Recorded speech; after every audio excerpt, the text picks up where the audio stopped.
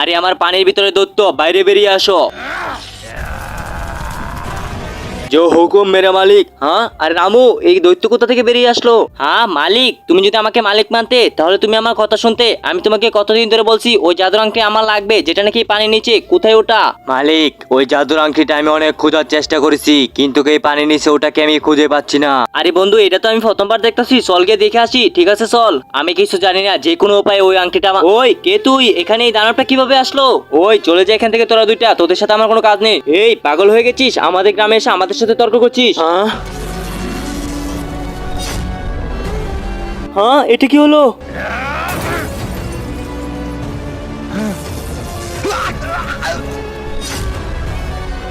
আরে মালিক, চিন্তার কোনো কারণ নেই, আপনি নিশ্চিন্তে থাকুন, ওই আংটিটা আমি খুঁজতেছি। হ্যাঁ ঠিক আছে। আরে ভাইজি তাড়াতাড়ি আসুন। আর ভাইজি, এটাই সেই জায়গা যেখান থেকে আমাদের খবর এসেছিল দুইটা কৃষককে নাকি কোন দানব বরফ বানিয়ে দিয়েছে। জি ভাইজি, চলুন সামনে গিয়ে দেখে আসি। ঠিক আছে চলো।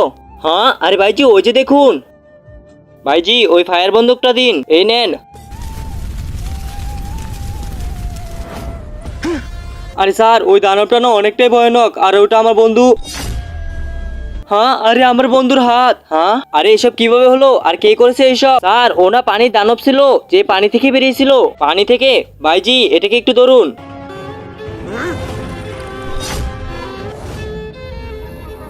এই এখানে কি করছিস তোরা? আরে স্যার ওই ছিল। আচ্ছা তাহলে তোর খেল এখানেই শেষ।